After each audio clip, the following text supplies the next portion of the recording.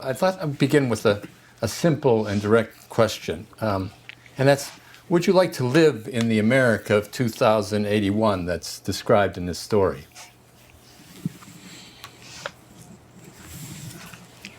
No. No. Every good and worthy thing is missing from it. There's no aspiration, there's no excellence, there's no love, there's no family. I mean, at the end, you see a kind of destruction of the family. Every good thing other than a certain kind of equality.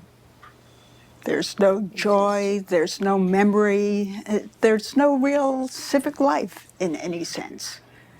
Well, I suppose you could say there seems to be no crime or violence other than that comes from the right. handicapper general. Yeah, I mean, I'm not going to disagree with you, but let's at least mention a few things. I mean, there are no people worse off than anybody else.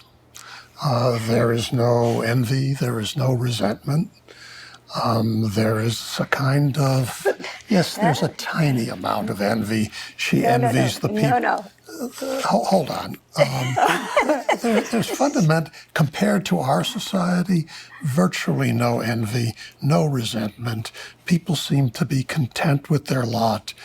They have a kind view of the people who struggle with their handicaps to do their best.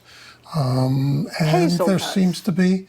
I mean, I actually think that's wrong in terms of the story itself. Yes, a kind of civic peace, but I don't think that this is a society without envy.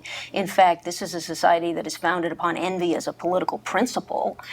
And even though it's founded on that as a principle, the people that it's supposed to benefit still feel envy. So the first thing that's really said about Hazel is that she's envious of the interesting noises that are going off in her husband's head. I basically agree with where both of you started.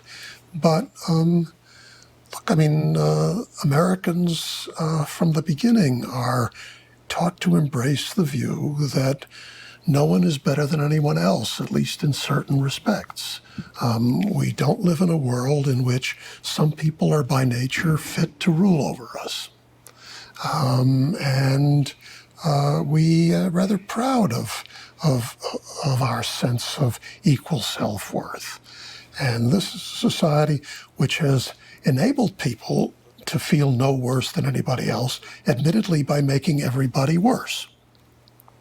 But we're also a society that seems to esteem a certain kind of excellence. To be sure. No, again, I mean, it wouldn't be interesting, and the whole conceit wouldn't be interesting if it didn't somehow speak to certain things that attract many Americans a lot of the time, and probably all Americans at least some of the time.